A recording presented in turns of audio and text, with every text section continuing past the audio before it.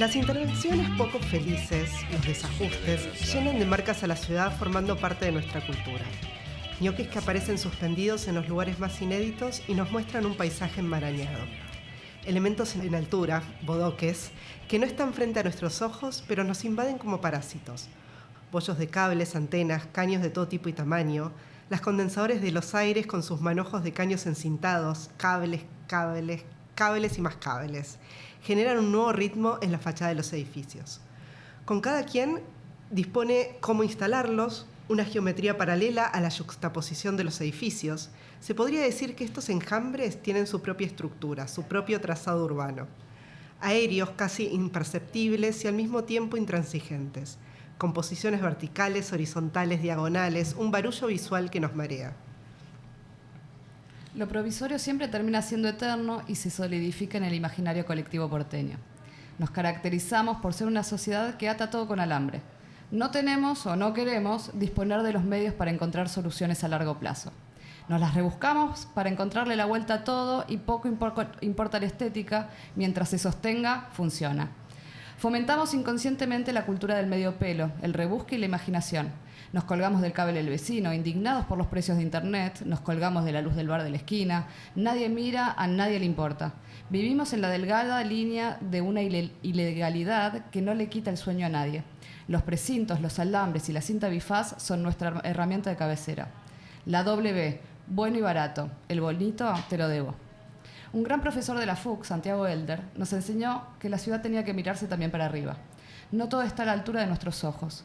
Hay un mundo que se balancea por encima de nuestras cabezas y nosotros ya no le damos bolilla. Él calificaba estas imperfecciones visuales como acné arquitectónico. Está ahí, es obvio, lo damos por sentado. ¿Qué pasaría si en vez de mirar siempre al piso buscando 5 pesos, empezamos a mirar hacia arriba? ¿Con qué nos podríamos encontrar? Los invitamos a mirar esta celulitis urbana. Bienvenidos, somos Sofía Bonsignore y María Juárez. Estamos en la Universidad del Cine y esto es La Sociedad de la Lasaña. Hoy nos van a acompañar Lucía Seijo, artista, curadora, docente de UADE FADI, de Diseño y Arquitectura de la UADE, co-creadora de Las Orillas, 21 maneras de mirar un arroyo, Cristian Ferrer, ex sociólogo, docente FUC y UBA, Catalina Escardó, estudiante de licenciatura de guión, y Beltrán Pons, estudiante de licenciatura de dirección cinematográfica. Bueno, y la pregunta el cuestionamiento con el que podemos empezar es que se nos ocurrió que podríamos hacer una lectura por capas de la cantidad de desajustes que la ciudad nos muestra, ¿no? Una capa en el suelo, en la calle, en la vereda, una capa a la altura de los postes de luz, una capa por cada piso de cada edificio, que se le ocurre cada cosa, una capa diferente en la azotea. Con las torres en altura es un capítulo aparte, ni nos vamos a detener. Pero queríamos preguntarles, sí. ¿Estamos habitando una ciudad con celulitis y por eso no nos animamos a mirarla y a creerla? Y en las distintas capas se nota un poco, ¿no? Como al ras del suelo, caminar por la calle es un poco caminar sobre pozos, literalmente. Parece que hay algo muy gráfico ahí, muy visual.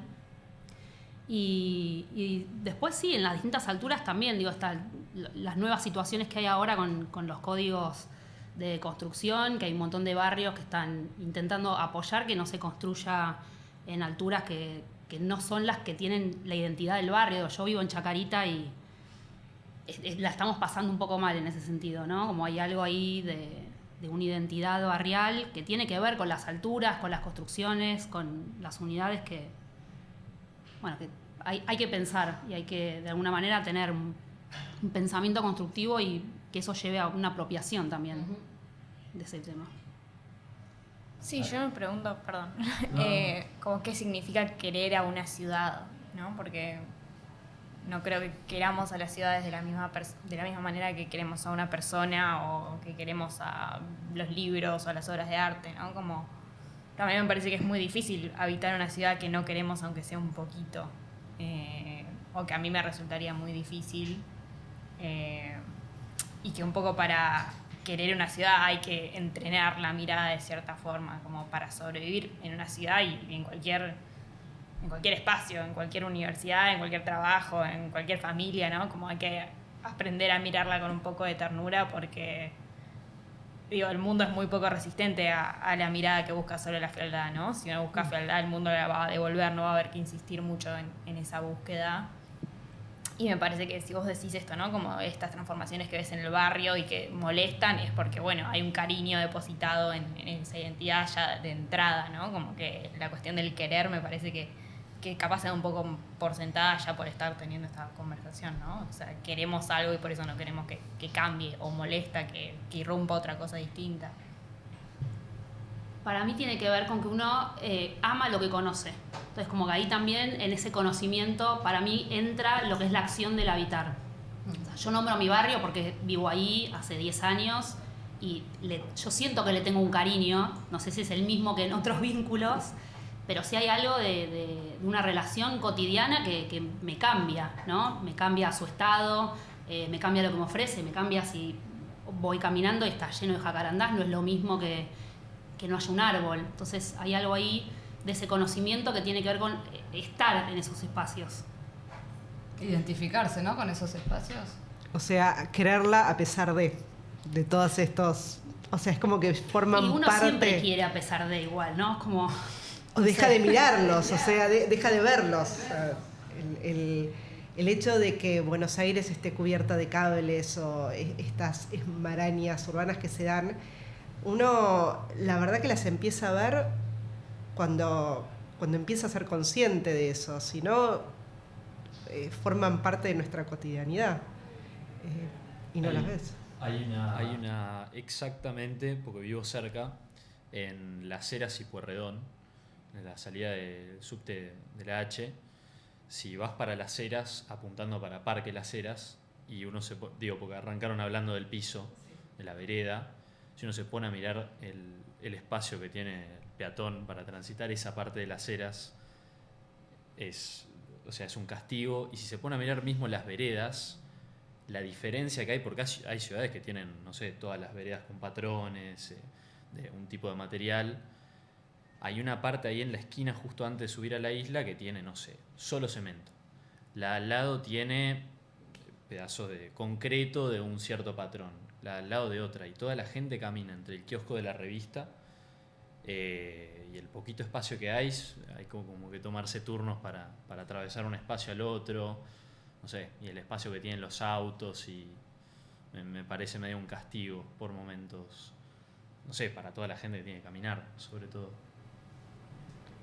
Sí, bueno, la accesibilidad en la ciudad es literalmente un tema aparte, pero es verdad eso de cómo va cambiando y que ninguna vereda es igual a la otra, ni en tamaño, o sea, no hay un... Las raíces de los árboles, ¿no? Como que empiezan a invadir también el espacio y como que naturalizamos el hecho de... Como haya un árbol, obviamente la raíz salió y deformó y es así, y la vereda es así, y no cuestionamos el hecho de que esa vereda está completamente deformada, o se inunda, o se rompe, o no podemos circular, o se le sale la rueda al carrito porque no podemos circular por la vereda. Es parte de la ciudad. Sí.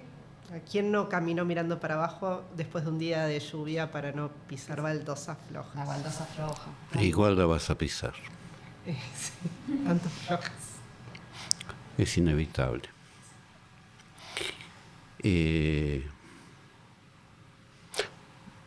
Bueno, uno no elige la ciudad donde nace. La eligen los padres en general. No siempre. Hay casualidades, hay motivos momentáneos, pero una vez que uno nace y va creciendo, no en una ciudad, la ciudad al principio es algo muy pequeño, la cuadra como mucho, o a donde lo llevan los padres, casi diría que la ciudad es el jardín de infantes más o menos. Es cuando uno se emancipa que la ciudad adquiere un carácter propio. Y cuando se emancipa uno, apenas le dan una bicicleta. Así era cuando yo era chico. Se te regalaban una bicicleta, el peor error que podían cometer los padres, te ibas. Y no había teléfonos celulares con rastreadores. Es decir, la libertad. La libertad era traspasar los límites. que estaban fijados por los padres. Hasta ahí podés. No.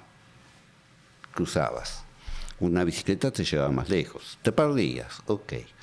Perderse es muy importante en una ciudad, porque si no, no se conoce uno la ciudad. Si uno va siempre por el mismo camino, no la va a conocer. O sea, quien no se pierde, no conoce la ciudad. Entonces, el primer signo de emancipación es la bicicleta. El segundo signo de emancipación, bueno, no ir a clase. No a las mías, digo.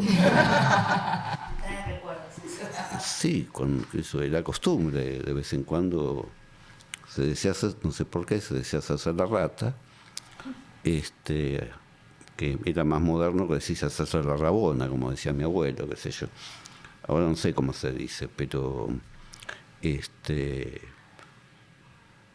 eso significaba no solo una desobediencia a la familia y al colegio, sino que tenía que escaparte lo más lejos posible, porque si no, si alguien te veía, podía ser tomar un subte, un colectivo y aparecer en otro lado.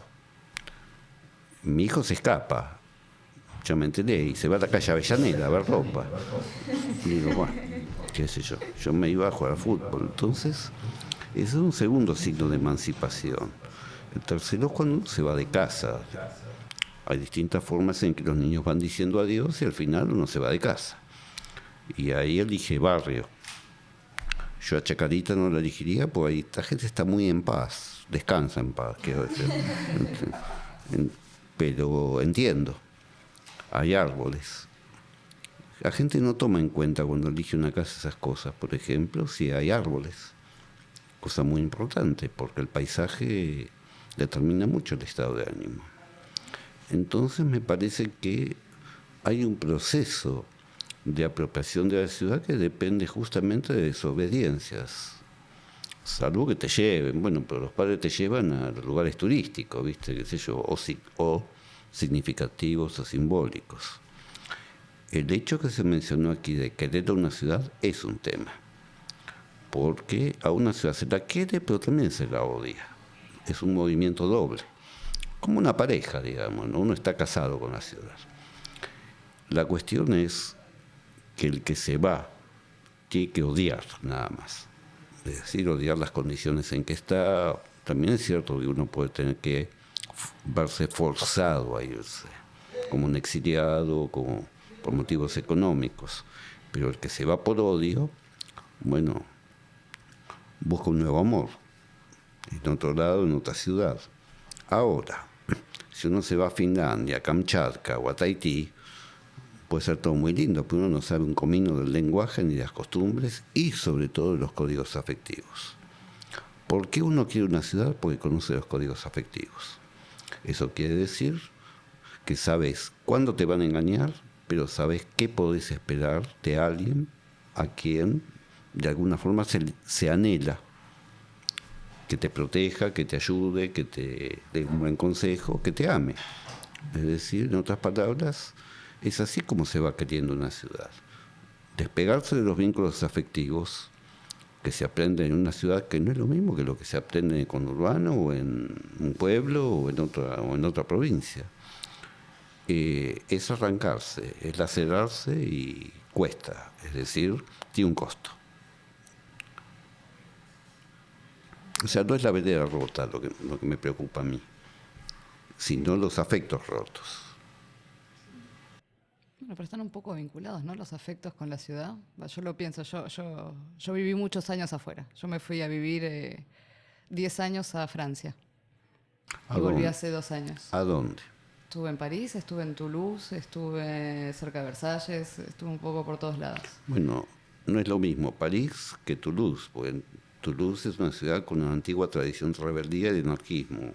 París son todas narices separadas, es decir, Francia no es igual todo. No, bueno, pero como lo decías, acá tampoco, no es lo mismo el conurbano que la capital, que un pueblito. Y es verdad que yo pensaba, ¿no?, en esa adaptación que uno tiene que hacer al irse, y cómo los códigos no son los mismos, ¿no? Como uno llega siendo porteño a un país que no conoce, cómo podemos romper esos códigos y volver a adaptarnos a unos códigos nuevos, ¿no? Justo estábamos hablando de esta idea del atado con cables, ¿no? Que uno está acostumbrado medio a las cosas resueltas rápidamente, de forma medio artesanal, como para salir un poco del apuro y yéndose a otro lado, tal vez un poco más estructurado, con unas reglas mucho más claras sobre lo que es constructivamente, o sea, sobre la construcción y todo lo que sea, de repente te encontrás con ese choque de decir, che, no me dejan arreglarlo con alambre acá, ¿cómo hago? Y es verdad que acá tenemos esa rapidez de encontrarle la vuelta a todo, que tal vez en otro lado no tenemos. O por ahí se valore más en otro lado. Uno sabe. O sea, vuelvo a decir, para mí acá nosotros damos mucho las cosas por sentado. Es como que cuando uno empieza a dar todo por sentado, deja de verlo, deja de mirar, o sea, es como que camina sin rumbo.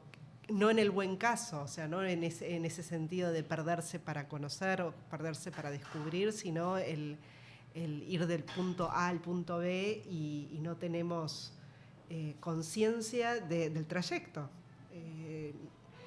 Y ahí es cuando se empieza a perder cosas. Yo creo que, y esta es una percepción, quizás esto de la diferencia de generaciones, ¿no? Pero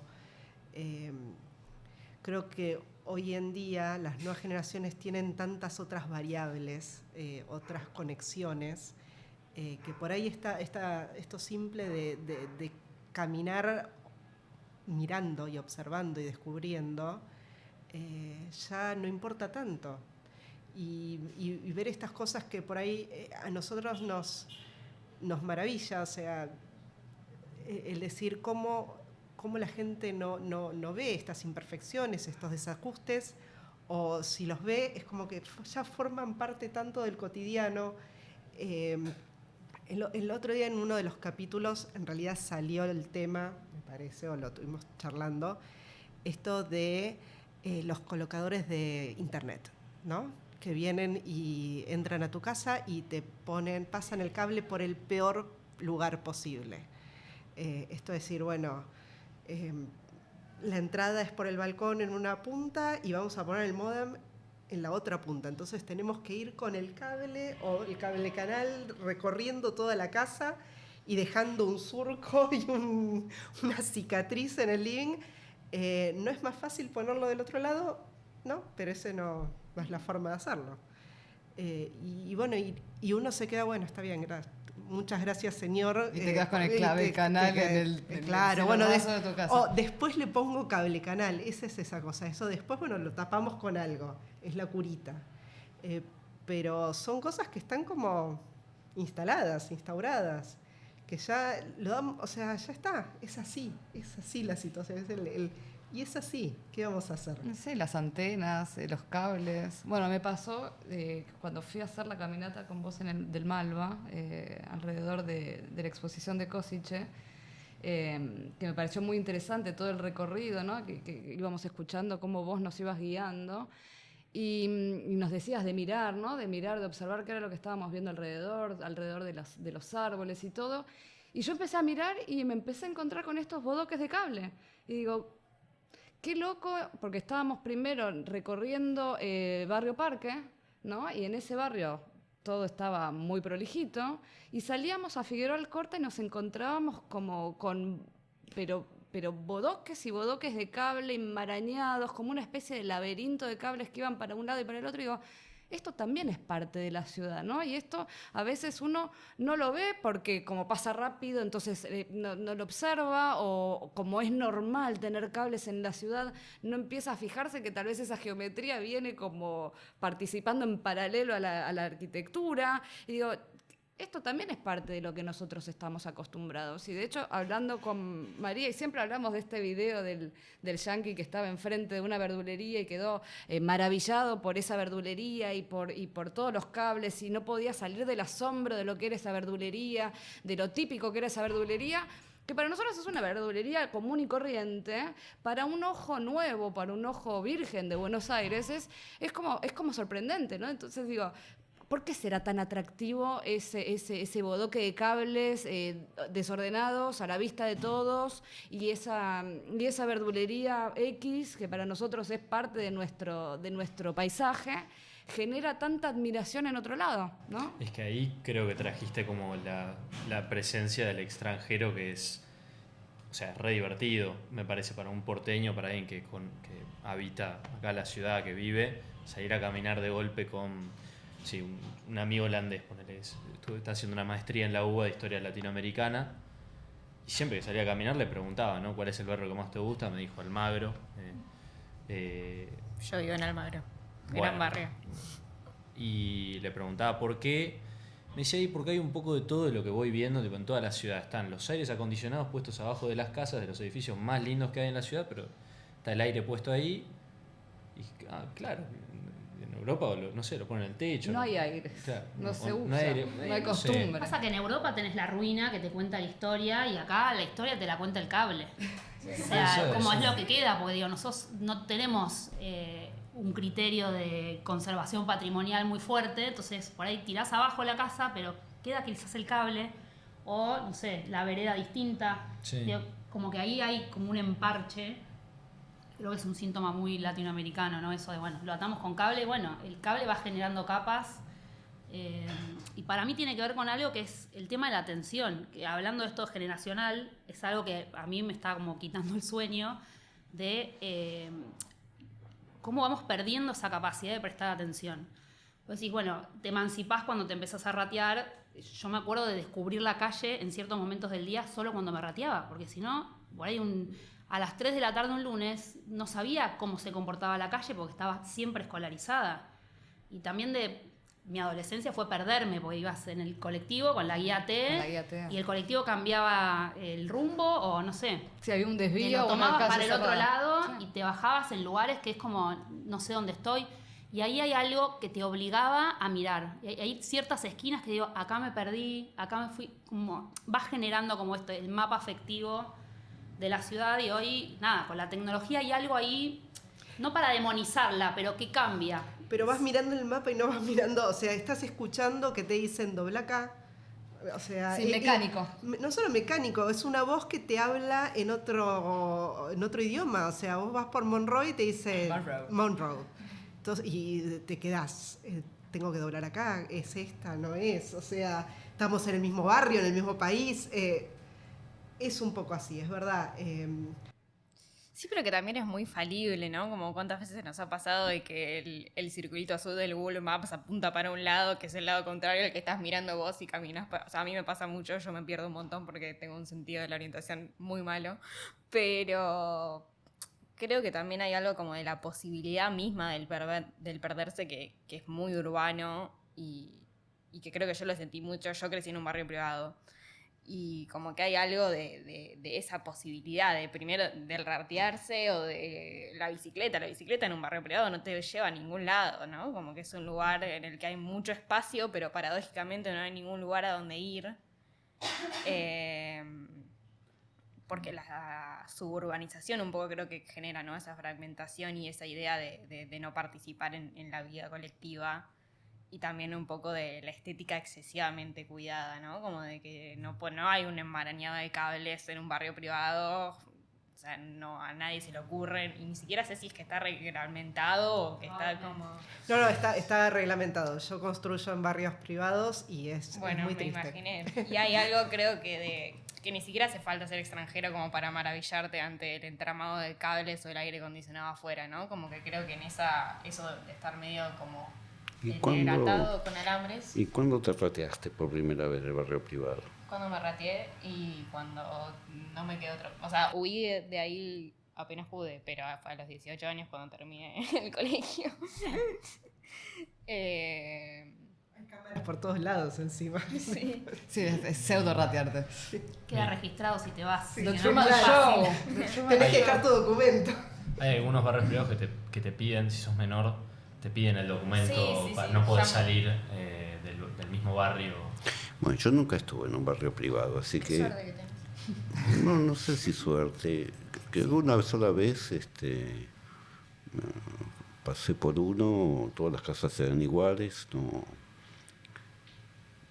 no recuerdo que me haya generado... Bueno, me hizo acordar a... Yo viví en Canadá de adolescente, me hizo acordar a los suburbios canadienses, peor todavía. Pero... ¿No entraste nunca?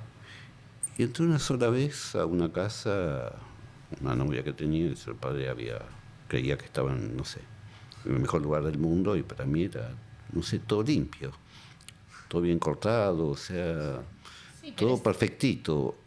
pero te ahoga en un momento ese nivel de perfección y... Puede ser, o sea, entiendo la lógica. Uno puede percibir como Buenos Aires se transformó desde 1990, digamos, por poner una fecha, el año, en una cantidad enorme de gente. Se fue a vivir a un espacio que geográficamente ocupa exactamente más de la mitad de la capital federal. Es decir, estamos hablando de mucho espacio geográfico y mucha gente. Y eso inevitablemente lleva a generaciones de nacidos y criados en barrios privados, que es una experiencia distinta. Ahora, cuando yo era chico, tampoco yo soy del suburbio, de conurbano. Yo conocí el Obelisco a los 18 años, yo nunca lo había visto. Conocí primero las Torres Gemelas, curiosamente, que el Obelisco. ¿Por qué? Pues no se venía al centro. Y no era lo mismo, no sé ahora, pero no era lo mismo ser del conurbano que ser del centro, como no era lo mismo ser del centro que ser de un barrio, que sea Versalles, Villa Devoto o Edo. Como también, esto no lo saben los provincianos, que odian a los porteños y creen que son todos iguales. No es lo mismo ser, digamos, por decirlo de esta manera, una chica de Caballito, una chica de Belgrano y una chica de San Isidro. Hay diferencias, sí, uno aprende sutilmente a verlas. No sé cómo es una chica de barrio privado, esa es otra categoría que no me tocó a mí. Ahora, el cableado, la maraña de cables, la telaraña, es consustancial de la ciudad moderna. Porque sin cables no hay teléfono, no hay telégrafo, no hay plataformas de informática, no hay conexión a internet. Por lo tanto, es constitutivo de la urbe moderna. No había cables antes de 1890 porque, si mal no recuerdo, el primer teléfono que se instaló en Buenos Aires lo tenían uno, el ministro de Relaciones Exteriores, que era Bernardo de Irigoyen, que hoy es una avenida, y el otro tenía el presidente de la Nación, que era Roca. Fueron los dos primeros. El poder es el que primero puede tener una tecnología nueva. Ahora, la maraña de cables de la City porteña, para mí era fantástico, porque era una confesión de ilegalidad, eran todos ilegales. O decir, antes de que estuviera el teléfono celular y se pasaban información rápidamente, eran todos cables clandestinos que decían, el dólar está tanto, los bonos están a tanto, eran las cosas de banqueros, digamos, ¿no? Todo ilegal y a 2 cuadras de la Casa Rosada, por cierto. Es decir, como todavía hay cableados ilegales compartidos entre vecinos o robados, incluyendo los countries.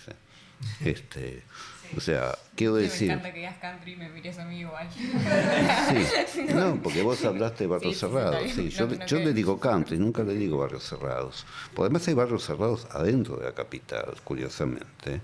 ¿Cómo? Barrios cerrados adentro de capital. Uno va a ciertos lugares y hay en las esquinas vigilantes, qué sé yo. Sí. No sé qué poder tiene o no, pero ya te pones en plan de yo soy un buen ciudadano, cuidado. Que son los peores en realidad, porque alguien que se disfraza de buen ciudadano está a punto de cometer un delito. O sea, yo tengo la idea de que básicamente los delincuentes son prejuiciosos. Si van a un tipo que va vestido con zapatilla cualquiera, jean gastado y lleva $200.000 en el bolsillo, dice, no, este no tiene nada. Bueno, tiene $200.000 en el bolsillo.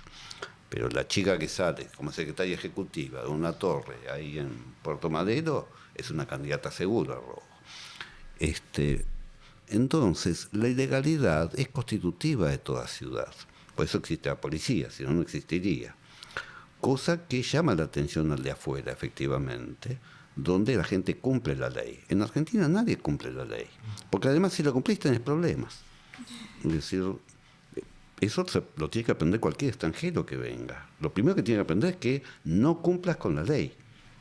Lo segundo es que la ciudad de Buenos Aires, se habló aquí de improvisación, sí, es un arte, para bien y para mal, que todos los argentinos aprenden. Y es muy importante. Yo me acuerdo de unas primeras alumnas que tuve aquí en la FUC, una sueca. Había estado en México, había venido acá a estudiar cine. Después se fue de vuelta a Suecia, se agarró un alumno, se casó con un argentino. Entonces le veía, al principio le veía todo tipo de negatividades a los argentinos, pues comparaba. Pero después le veía positividades. Por ejemplo, me decía, acá me siento más libre. ¿Por qué? Y porque, por ejemplo, con mis amigas, refería a las compañías de la Universidad de Cine, vamos a una fiesta, van por la Panamericana y de repente alguien llama y dice, ¿cómo está la fiesta? Un bodrio. Y se dan vuelta y se las toman para otra fiesta. Y no entiendo, ¿y en qué se diferencia con Suecia? No, en Suecia tenés que ir a la fiesta si quedaste. Pero si te aburrís, bueno, quedaste. Bueno, no, es decir, la improvisación es permanente, para bien o para mal. Entonces, ese arte de improvisación que está asociado a los altibajos y subibajas argentinas, ayuda mucho, obviamente, al argentino a vivir, a sobrevivir, y a veces afuera también si lo puede usar. Ahora, si se equivoca afuera con la improvisación, te cae la ley inmediatamente. Es decir, es un arte propio de acá. Ahora, la experiencia de una ciudad es una experiencia que inevitablemente tiene que ver con caminar. Vos decías dar por sentadas las cosas. Bueno, si uno se queda sentado, obviamente no. No, uno tiene piernas para caminar. Eso es así. Y uno está sentado cuando va en auto, y uno está sentado cuando va en colectivo, uno está sentado si va en un taxi. Eso quiere decir que la experiencia de la ciudad que ve es la ventanilla o el espejito retrovisor, inevitablemente. Entonces, si uno camina, bueno, claro, hay cosas nuevas, pero no caminar yendo a una cita, a un turno, a un lugar, porque tenés que ir apurado, sino caminar sin ton ni son, caminar a ciegas, como se decía antes. Y ahí sí aparece la ciudad.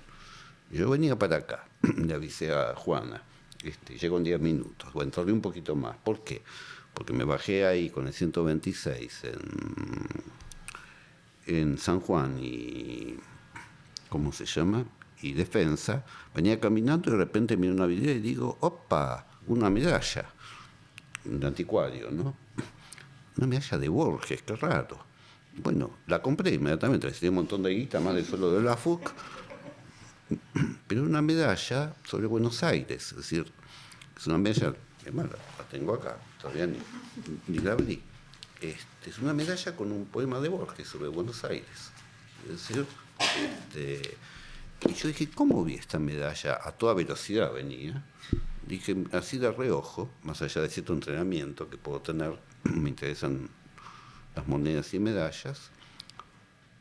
Dije, esto es Buenos Aires, y voy a hablar de Buenos Aires, es decir, los circuitos mentales en que uno vive se enriquecen a medida que camina por la ciudad, pero también a medida que uno se libera de cierto blindaje, con lo cual todos vivimos en la ciudad pues nos protegemos, o porque sabemos que no tenemos que llegar tarde. Bueno, llegar tarde es muy importante. Hay que llegar tarde a todos es muy lados. importante, sí, porque si Y no los llegas... desvíos son interesantes. Por un lado, el desvío. El desvío, listo, ya llegaste tarde. Pero segundo, es bueno llegar tarde, porque nadie llega temprano además. Sos el primero que va a estar ahí como un tonto. Es lo que le pasa a los turistas o a los extranjeros. A mí me pasa así. Y Yo también llego. Tengo una incapacidad por llegar tarde, es más fuerte que yo y me quedo esperando. es fundamental llegar Quedarse tarde. esperando también está bueno igual, ¿eh? Sí. Yo Bueno. que soy de las que llega temprano, me quedo, miro, digo, es otro tipo también de La cantidad de cosas que observación. uno se para en una esquina, la cantidad de cosas que puede llegar a ver de una hora, observando a la gente, de todo. Además, el que no tiene calle, la que no tiene calle, y no está bien. No está bien porque te van a estafar, tenés que tener calle. Sí. El que llega temprano se toma un café. Sí, tener calle es una frase que se usaba antes, no sé ahora. Había una diferencia. ¿Sí? Yo envidiaba a los que tenían calle, porque sabían moverse. Y para tener calle no hay que tener miedo, o afrontarlo. Sí, son códigos.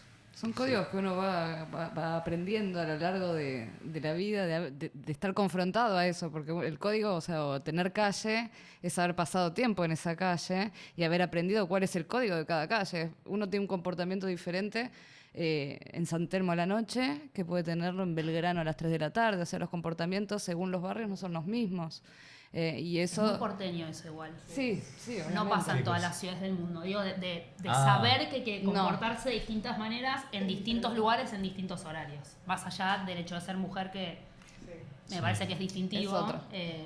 Porque te das cuenta que una va, no sé, después de las 8 o 9, va cayendo el sol, prestas un poco más de atención. Pero hay ciudades que están más controladas, que te prestan otro tipo de protección por un lado, y también esto de falta de libertad. No sé, yo me acuerdo la única vez que fui a Washington, sentía que me estaban mirando todo el tiempo. No había vida, no había papeles en la calle. Yo, ¿qué es esto? Me sentía que estaba en un set de televisión, porque estaba todo como muy... Perfecto. Hacer movimientos Sí. repentinos. Claro, digo, no sé qué puedo hacer mal tampoco, Claro. porque la verdad que no tenía un plan específico para hacer nada. Porque respetan Pero la ley, había respetan un la ley. condicionamiento Sí. ahí. Sí, yo viví en Canadá, mi hermana vive todavía ahí, en Toronto, y todos respetan la ley, hasta los anarquistas respetan la ley. Entonces, o sea, ¿quieres hacer una manifestación? Perfecto, pero no pises el césped, y nadie pisa el césped. Bueno, no, ¿viste? O sea, nunca te va a ocurrir algo inesperado. Para que ocurra algo inesperado, Eso es lo... no podés Sí. tener todo previsto. Y lo inesperado es muy importante en la vida, pues si no se repite todo igual. Eso por un lado. Por otro lado, uno no vive dentro de una casa nada más, vive en las calles también. Me quedé pensando en esto del barrio privado, que es una experiencia relativamente nueva en Buenos Aires, y que se repite además, curiosamente, en las ciudades de provincia. Eso también es loco, o sea, una ciudad pequeña, supongamos Junín, de repente tiene barrios privados, pero si son 30.000. Sí, justo. Entonces, Es como sí. distinguirse, hay que distinguirse. No voy a ser un juninés común y corriente. Bueno, está bien. Primero apareció, creo que en la década del 80, la idea de tener, yo me acuerdo, 3 cerraduras en la puerta. ¿Cómo 3? Yo tengo una. No, 3 tenía. Después aparecieron, en esa misma década, que no existían, los llamadores en los edificios, las cámaras de vigilancia, que sí me parece que es un cambio. Pues la cámara de vigilancia te obliga a portarte bien, o a hacer que te portas bien, pues sabés que te están mirando en todos lados. Sí, pero la cámara de seguridad también, o sea, tenés un límite. Yo el otro día pensaba en eso, o sea, la cámara de seguridad te ve desde un punto A a un punto B. Un poquitito más lejos del punto B, haz lo que quieras. Sí, pero total, parece, nadie te mira. pero parece Como otra el radar. cámara. El Sí. radar es igual. El radar te comportás bien en ese tramo. Después, hasta el próximo radar, te Pero comportás como querés. Es cierto, pero uno se acostumbra a la idea de que puede estar siendo vigilado. Y el barrio privado es como la extensión de esas cerraduras, de poner 3. Es como decir, acá estoy a salvo. ¿A salvo de qué? Por ejemplo, los vecinos que hay ahí. Uno va a Nordelta, supóngase, yo nunca fui, pero leo noticias. La mitad de los que están ahí son narcotraficantes. Entonces el narcotraficante dice, acá estoy a salvo. Bueno, está bien. Entonces, Y los porteros estos virtuales eléctricos que hay, ¿no? Los tótems. Eso. Los tótems. ¿qué es eso? En los edificios, sobre todo yo considero que Palermo no es un barrio, para mí es una zona. Palermo, yo crecí toda la vida ahí. Cada vez es más grande, Palermo. Y cada vez es más grande, claro, los límites tampoco se Claro. entienden bien, Tiene ni subbarrios. Google Maps lo entiende bien el límite. Y en muchas de los edificios que antes tenían porteros, ahora están poniendo como si fuera un iPad enorme, con un portero que está... Que está siendo filmado constantemente, ¿no? Porque están Él filmados. también, claro. eso es lo impresionante. Y está filmado y está así y... Pero están viendo muchas cámaras Están al mismo viendo, tiempo. sí. Porque Pero mi está hijo lo siendo saluda filmado. y se queda 3 horas Sí. haciendo así. Sí. Dice, no me ve. Bueno, no sé qué decirte, no sé Sí, cómo puede ser funciona como esto. así. Y de repente encuentra y saluda, pero es muy loco porque ellos mismos al mismo tiempo están siendo filmados para ser proyectados en un tótem a andar a saber cuántos kilómetros de donde están siendo filmados. Increíble. Es muy raro. Eso fue otra cosa que me dijo mi amigo extranjero que le parecía fascinante, como que le daba mucha gracia directamente. Sí, ahí tal vez la diferencia con el barrio privado es que no es lo que se juega ahí es la mirada hacia el afuera y no la mirada hacia el adentro, ¿no? Sí. Como que me parece que el No. problema de la mirada cuando uno elige encerrarse en un barrio y encerrar a sus hijos, ya que está, es un poco el no querer mirar hacia afuera, ¿no? Como que la protección está en el no querer ver Y no mezclarse.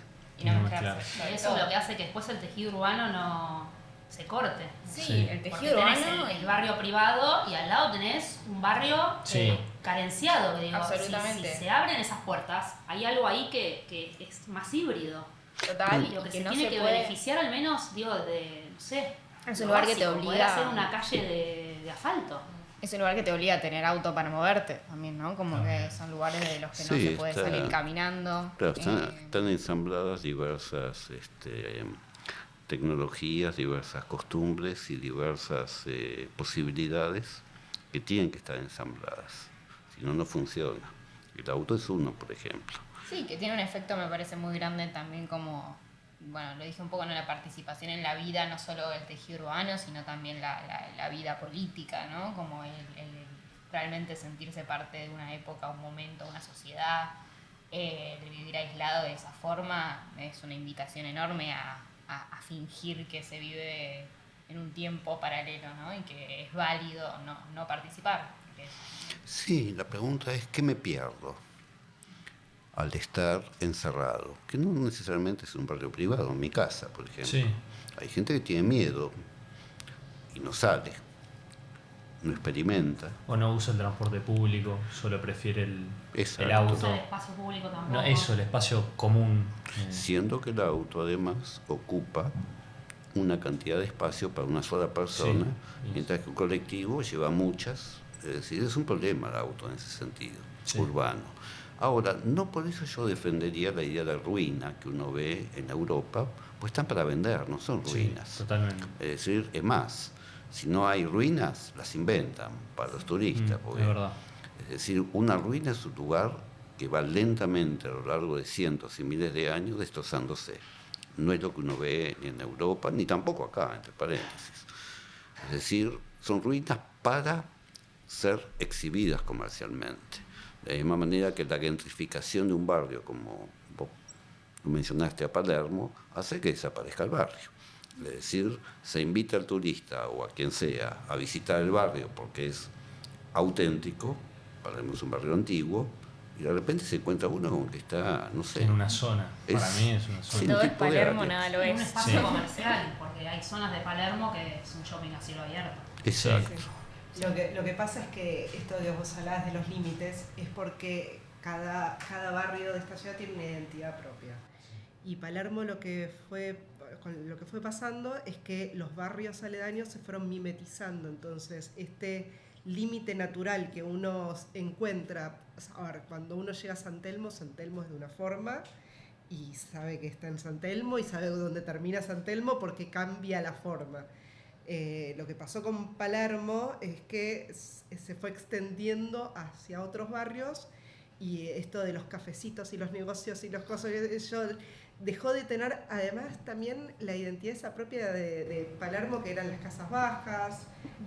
Ahora hay muchos Palermos Sí, que, eso que- mismo. que los unifica, el tener cafecitos y bolichitos y que la gente vaya a pasear.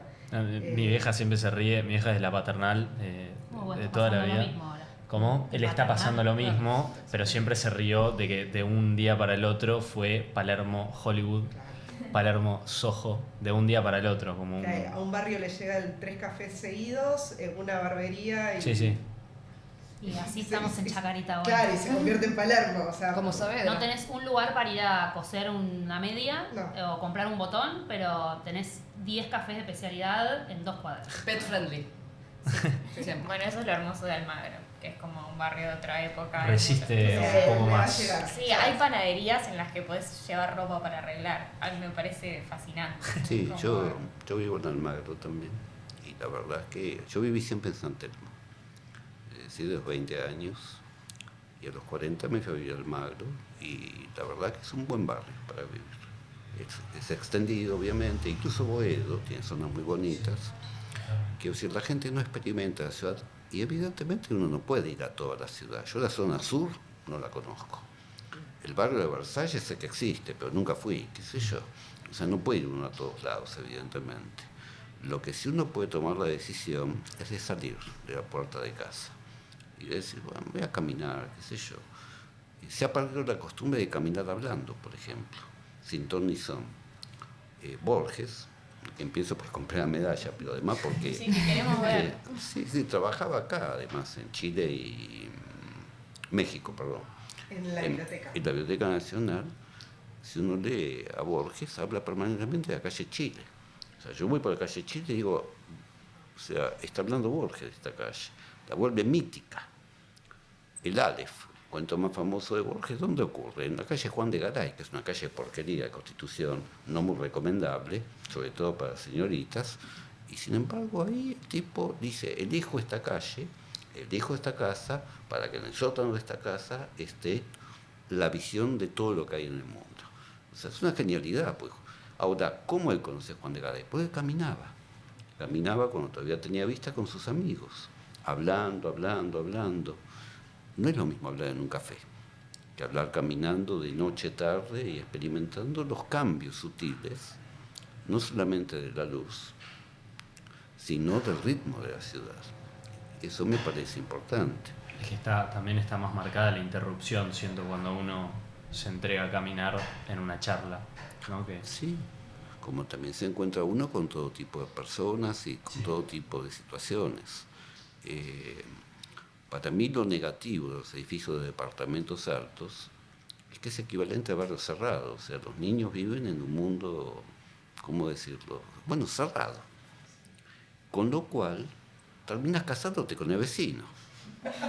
Que eso es lo malo de los pueblos y lo malo también de los barrios cerrados. O, como me decía un alumno que era de provincia, estaba feliz acá, no iba a volver jamás a su pueblo. Y digo, ¿por qué? Porque yo mi pueblo conozco a todo el mundo, pero acá me subo a un colectivo, no conozco a nadie. Al día siguiente me subo al mismo colectivo y es toda la gente distinta. Efectivamente, la posibilidad de lo imprevisto es mucho mayor en grandes ciudades, como también tiene su negatividad, obviamente. En realidad lo paradójico es que la gente empezó a irse a barrios cerrados, sobre todo familias jóvenes con chicos, como para darle libertad. Y buscaban eso, decir, Y bueno, seguridad. quiero que mis hijos crezcan con más libertad. Esa libertad que veían que habían perdido, yo de chica jugaba en la calle. sí. Nada, iba con mis vecinas y jugaba a la calle y nos juntábamos y yo llevaba mis muñecas al final de la calle y armábamos toda una ciudad con muñecas y eran mis vecinas y la otra que vivía enfrente Y la prima de tu vecina. la prima de mi vecina y venían después mis amigas y o sea, era nuestra versión de los varones que jugaban a la pelota. Y hoy en día yo creo que con mis hijas ni por casualidad las dejo jugar en la calle. También vivo sobre Luis María Campos, me pasan en la vereda de mi calle 5 líneas de colectivo, o sea, es imposible. Bueno, pero para mí hay algo ahí de la plaza. Sí. Mi hijo tiene 7 años y la plaza es como tenemos varias cerca, por suerte, pero es como su patio. No sé, salimos del colegio y dices, ¿a cuál quieres ir? A esta. Y ahí hay algo también, que quizás no es la calle, digo, entiendo que algo se perdió, que era mucho más inmediato, que era tu vereda, al lado de tu casa, pero sigue habiendo margen, creo yo, como para que haya algún tipo de apropiación en ese sentido de lo público. La plaza es un lugar claro de eso. Pero además hay un factor que es importante, que es, para mí, identificar los lugares de mezcla. Son muy importantes. Es decir, Acá se mencionaron verdulerías. Yo puedo mencionar que la UBA, por ejemplo, no importa qué carrera se estudie, es un lugar de mezcla. Porque lo he hablado con alumnos. A mí me interesa hablar en los finales con alumnos, les pregunto su experiencia, de dónde vienen, miro las libretas, a ver dónde estudiaron, de qué pueblos son. Y todos me dicen, yo por primera vez conocí gente distinta cuando entré a estudiar. ¿Por qué? Porque venían o de colegios católicos, o de colegios ortodoxos judíos, o venían de pueblos pequeños. Los barrios privados. También. Y de repente ahí es todo mezclado. Es decir, clases sociales dentro de cierto estrato, tampoco se va a encontrar uno con gente de la Villa Miseria, pero son lugares de mezcla. Y en tantos lugares de mezcla se produce un fenómeno, no sé cómo llamarlo, de orgía antropológica, que es importante. Está bueno ese concepto. Sí, no solo digo clases sociales, también edades, ¿no? Que por ahí haya alguien mayor leyendo y al lado hay una persona con un bebé. Digo, hay algo ahí de y lugares, la claro, multiplicidad de actividades que se pueden hacer en el espacio público y que eso conviva, que me parece que es muy rico eso. Y además hay una ciudad clandestina, o sea, típicamente, en una universidad está el aula, ahora el pasillo es clandestino, ahí pasa todo tipo de rumores, de consejos, de opiniones. Lo mismo pasa en una ciudad, hay zonas clandestinas. Yo me acuerdo de chico que mi abuela jugaba la quiniela clandestina, pues estaba prohibida. Y se sabía bien que la kiosquera esa era la que manejaba la quiniela clandestina, por poner un ejemplo tonto. Pero en la City hay lugares de criptomonedas clandestinos también. Es decir, clandestinidad tiene, no importa, diversos capas de lectura. Capas. Pero es muy un hotel alojamiento. Típicamente lugar clandestino, y muy porteño además, no hay en muchos lugares. Es decir, no hay solamente una ciudad oficial, hay una ciudad clandestina.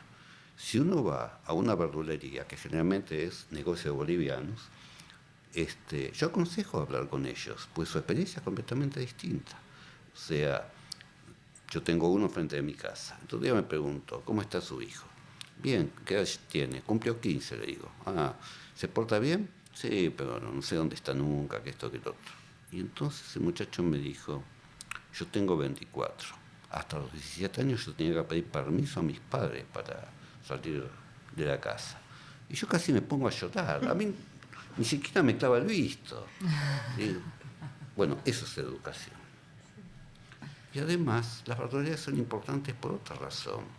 No por la variedad, porque si vas a Brasil o a México capaz hay más de frutas, sino porque remite a la cultura inmigrante del hambre. O sea, uno va a una verdulería y cada verdura tiene una metáfora adosada. Vos sos medio lenteja, vamos a contar porotos, típica metáfora de políticos, ese medio durazno de cabeza, lo está meloneando. Él es un banana. Sí, tipo banana, medio que no se usa. Bueno, es decir, es evidente entonces que todo ese tipo de metáforas está asociado al hambre de los inmigrantes, cuando llegaron acá. Es decir, la verdura siempre era lo más barato. Entonces, ¿qué soy yo? ¿Verdurista? ¿El último lejón del tarro? Bueno, y así uno se puede seguir enormemente. Hay algo de la mezcla, no por publicidad, pero que por lo menos a mí, porque fui a un colegio con muchos amigos que también fueron a barrios cerrados de zona norte, que la FUC también me parece que lo tiene presente. Y en esto que decían de que ustedes de chicas jugaban a la pelota en la calle o estaban todo el día, yo también es algo, tuve una conversación, mis viejos eligieron vivir en Palermo y siempre chocábamos en algunos aspectos de lo que opinaba yo frente a ellos de la zona en donde vivimos, y les mencionaba Boedo particularmente, a mí me parece muy, muy amigable. Y hay algo en esas conversaciones que me daba cuenta, como por qué eligieron Palermo y no Boedo, les preguntaba yo, básicamente, ¿no?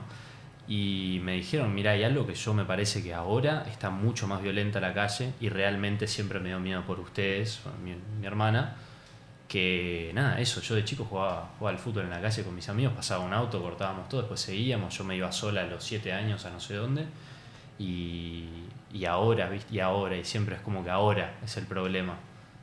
La pregunta ahí que es interesante, se me ocurre ahora, ¿no? Pues mi experiencia también con mi hijo, un solo hijo. El miedo de los padres. Eso es una cosa bastante nueva, pues antes los padres ni sabían lo que hacían los hijos. Yo me iba, no tenía ni idea mi madre dónde estaba ni qué estaba haciendo. Una vez me atropelló un auto que me dejó todo roto. Ni le conté a mis viejos por miedo a que me retaran. O sea, me la banqué. Estoy seguro que tuve un hueso roto, una costilla o algo. Entonces, algo ha crecido en esta ciudad que es el miedo. El miedo de los padres con respecto a los hijos. Antes, a 18 años, una patada y a otra cosa, ¿viste? Ahora el chico tiene 33 años, vive en la heladera del viejo y los padres están contentos. Y los juegos en las plazas están cercados. También. Se cierran. Y eso te da una suerte de seguridad, porque sabes que más o menos podés no mirar y va a estar en un espacio limitado. Exacto. Pero hay que regularlo eso, porque es verdad que si no, es un problema que ellos no tengan las herramientas para andar. Yo me perdí porque nadie me decía cómo llegar. Digo, no es una crítica a mis padres, pero digo, es de repente esto de vos podés llegar a los 15 años sola, no sé, suerte. Si no llegás, preguntá, qué sé yo, ¿qué te iba a pasar? Perder el tiempo de última. No. Sí, llegar tarde. Llegabas tarde. En todo caso, los padres tienen que dar seguridad a los hijos, no inseguridad. Y no se da seguridad aislándolos urbanamente, sino enseñándoles cómo es la calle. La calle tiene peligros y tiene ventajas. Es eso. Yo creo que ahí, este es un tema, no sé, yo no sé pensarlo, no soy psicólogo, pero hay algo del miedo que produce transformaciones urbanas que es un problema. El miedo nunca es bueno, nunca es buen consejero. No, sobre todo esta ciudad que siempre hay un kiosco abierto, hay siempre algún lugar donde recurrir. Digo, si pasa algo, no es una ciudad que está aislada, la gente es bastante colaborativa, digo, hay algo ahí que la hace también extrañar cuando te vas a vivir a otros lugares. Sí. Me imagino en Francia que Sí, completamente. quizás uno acá te pasa algo, no sé, te subís al colectivo, no tenés carga en la sube, digo, parece una pavada, pero después cuando lo traspolás a otro lugar, la gente a veces no te responde ni siquiera. No, la disponibilidad de las personas, es eso lo que es interesante, la diferencia, ¿no? El tener disponible siempre el que te hace la gauchada, ¿no? Esa cosa de tener siempre a alguien que te pueda ayudar a solucionar algo. Son redes de vínculos, son vínculos confiables y sin eso es muy difícil la vida. Los ojos en la calle, decía Jane Jacobs. Que las ciudades, si pierden eso, es esta seguridad que te da el que la gente esté ahí. O sea, yo tengo una hija de 18 años y también me asusta muchísimo que vaya sola a cualquier lado y tiene 18 años. Y yo creo que un poco el miedo se fue dando en estas nuevas generaciones de padres por un poco de la velocidad con que cambia todo, ¿no? Que no reconocemos ciertos lugares, que no reconocemos ciertos códigos y en eso nos empezamos a sentir perdidos y es verdad que le transmitimos estos miedos a nuestros hijos. Nos fuimos re de tema con... Nos fuimos re de tema, me pero encantó. muy interesante, sí. Bueno, ya vamos a tener que ir cerrando y queríamos hacerle una última pregunta a los cuatro para darle un cierre a todo esto, que tal vez no tenga nada que ver, pero a nosotros nos parecía súper interesante de cómo reaccionan ustedes a la idea de que los porteños somos especialistas en la cultura del medio pelo. Mientras lo piensan, dato de color. El dato de color es tu especialidad, así que te dejo... Sí, pero yo no lo investigué, este dato de color te la dejo vos. ¿Qué es el medio pelo? El medio pelo, Medio pelo, como por eso. conformarse como con el, o como con el... ni muy ni tan tan. Ni muy ni tan tan. Eso. Investigando, descubrí a Charly López, que es un docente y un escritor que tiene un podcast que se llama ¿Por qué decimos? Dice que la frase del medio pelo surgió a principios del siglo XIX, cuando los inmigrantes españoles se hacían traer los sombreros con pelo de castor y los que tenían más dinero pedían este sombrero que fuese confeccionado con los pelos enteros del castor, y aquellos que no tenían los medios para poder comprar ese sombrero de pelo entero de castor pedían el pelo del costado, que era el medio pelo. Entonces la expresión viene la intención de esa expresión es que nosotros como argentinos, el medio pelo hace la referencia a algo que es barato, de menor calidad, siempre simulando o pretendiendo ser algo que no es. Pueden no estar de acuerdo. O sea, yo en algunos casos, no sé, hace poco para Halloween, que me parece que es una festividad muy buena, nueva, me parece, de nuestra generación, fui a 11 a armarme un disfraz como de babushka, de abuela rusa, y creo que todo era medio pelo, me parece en 11. Creo que todo en 11 lo que venden es medio pelo, pero me parece mucho mejor que tener un buen pañuelo, no sé. Yo a veces prefiero el medio pelo, no sé. Sí, entonces un mundo en sí mismo, de hecho.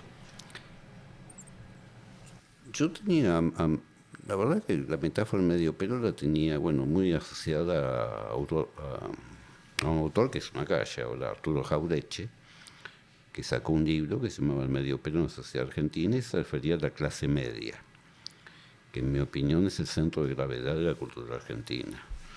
Y la clase media, para él, se distinguía por no ser, querer ser de clase alta y no poder ser, y no querer ser de clase baja y tener miedo de caer. Es decir, siempre en el medio. Pero Argentina es eso, es clase media, es una mentalidad de clase media, que se diferencia, y es muy importante, yo la defiendo en ese sentido, por ejemplo, la mentalidad de un brasileño. En Brasil hay una mentalidad que se podría denominar de cafetal, de dueños de cafetales. Ahí hubo esclavitud hasta 1889, cuando llegó la República.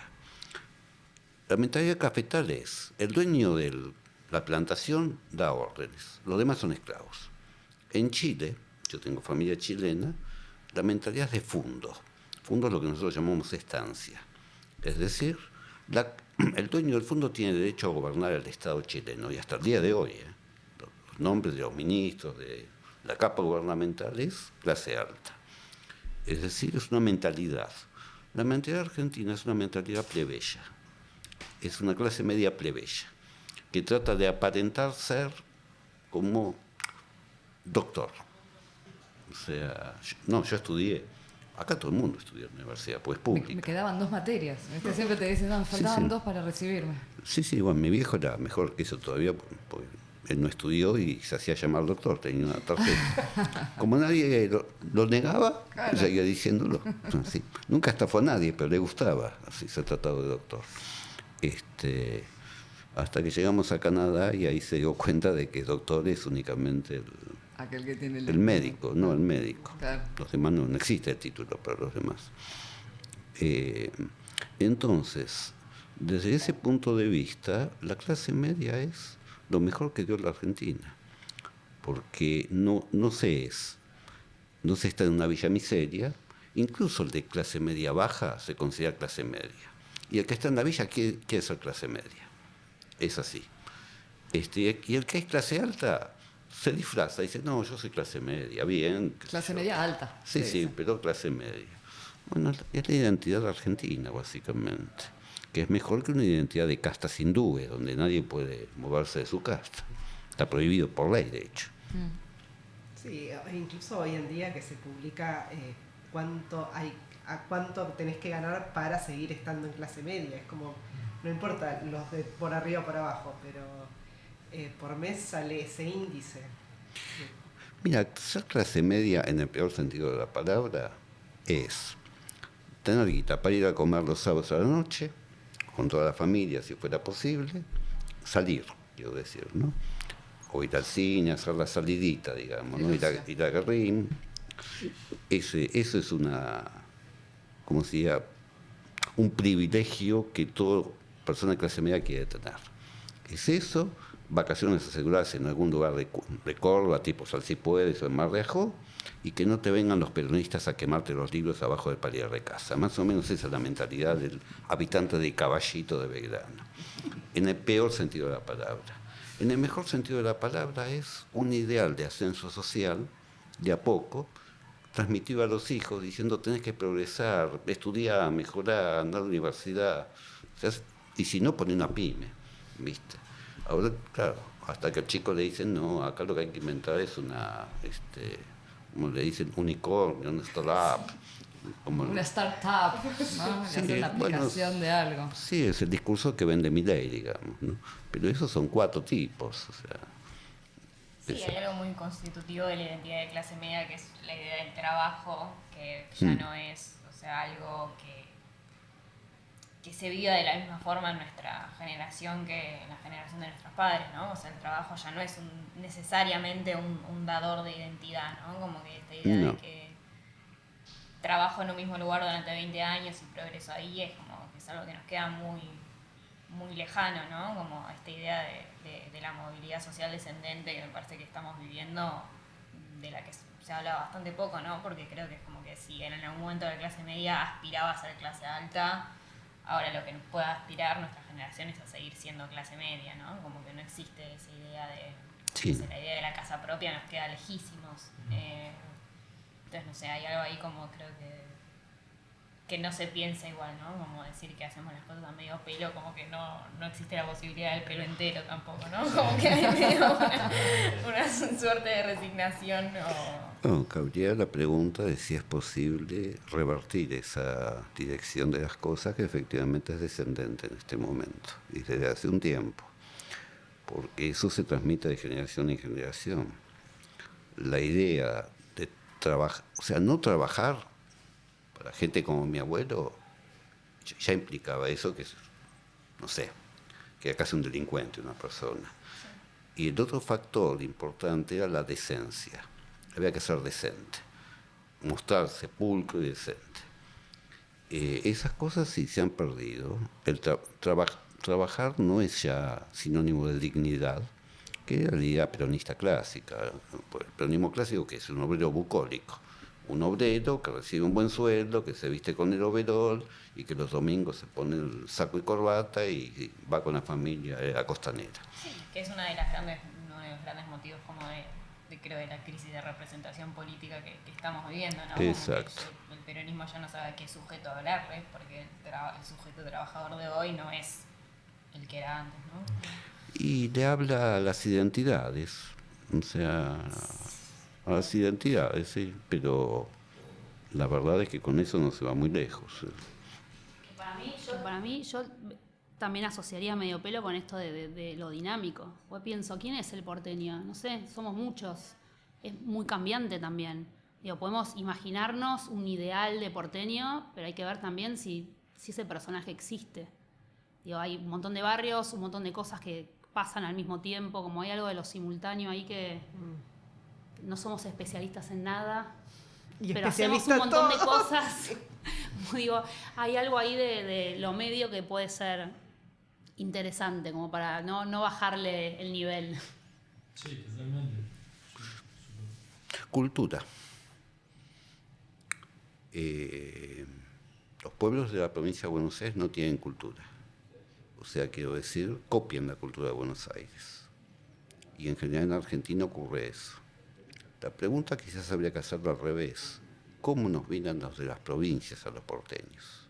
Y no nos miran con... Bueno, No. Y el porteño no mira a las provincias tampoco. Mira a sus recursos naturales, mira a sus panoramas, Catedral Iguazú, qué sé yo, Arroyuelo de Córdoba, pero no sabe ni la historia ni lo que sienten las personas de allí, ¿no? No, nosotros somos los porteños gente injustamente odiadas, en mi opinión. injusto. Sí, porque Muy injusto. porque no, hay muchos motivos para detestarnos, pero no nos reconocen lo bueno que tenemos. Sí, hay algo muy hermoso, me parece que lo pensaba cuando hablabas de Borges, ¿no? Como que eso sí creo que si podemos encontrar una transversalidad ahí es que, bueno, todos leímos a Borges, ¿no? Y todos habitamos esa ciudad, o esta ciudad, habiéndola habitado en la literatura también. Obviamente hablando de la clase media universitaria y más acá, ¿no? En la Universidad del Cine, pero es como...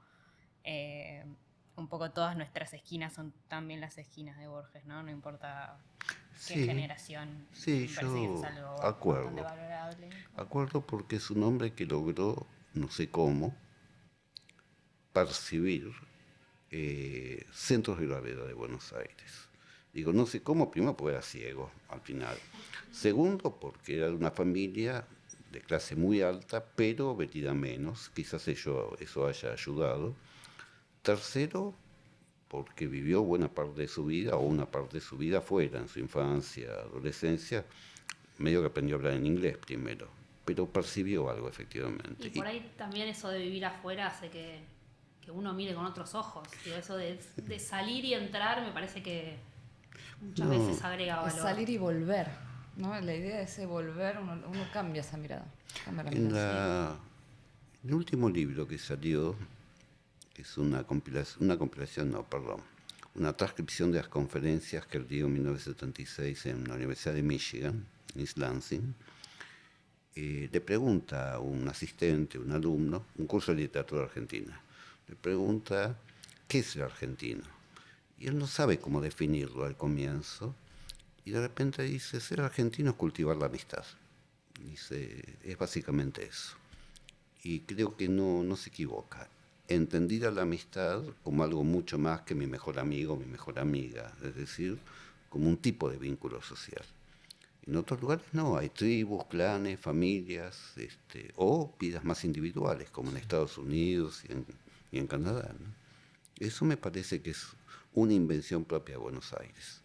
La otra invención que es propia de Buenos Aires, y es más triste, es la forma de, básicamente la forma de bailar, que es el tango, porque es triste, porque es una lucha entre hombre y mujer que no se resuelve nunca, porque queda rencor, y porque de alguna forma es la confesión de la derrota. Se vuelve derrotado a la casa, siempre. Ebrio con esto que el otro, qué sé yo, la chica rubia se vuelve vieja, el tipo queda solo, es como, nada, penas, ¿no? Un penar. En ese sentido no es alegre el ritmo del cuerpo argentino, más bien frustrante. Pero bueno. Y sin embargo, seguimos. Bueno, muchísimas gracias a todos, estuvo súper interesante. Creo que nos pasamos un poco del tiempo, perdón. Bueno, les agradecemos a todos por haber venido, a las chicas atrás de cámara que nos acompañan, y nos vemos en el próximo episodio. Gracias. Muchas gracias. Gracias, chicos.